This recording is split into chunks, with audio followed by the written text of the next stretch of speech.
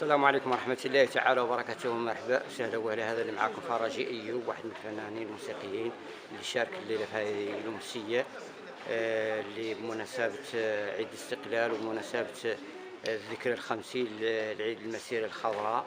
وصراحة هذه الأمسية الليلة اللي معد هنا تياهي اللي كانت جميلة وفيها باقة من الشعراء اللي حكاوا عن هذه المناسبة، واللي كيف سمعنا وسمعتوا على أنه واحد العدد من الشباب تبارك الله في مدينة طنطان اللي راني شاكرهم هذا المنبر اللي أوريك عادوا طالع جيل ثاني يحكي الغناء. وهذا قاع يالت الشباب يهتم بالغناء ويهتم بتراثه وعاداته وتقاليده اللي عاد له ينداثر.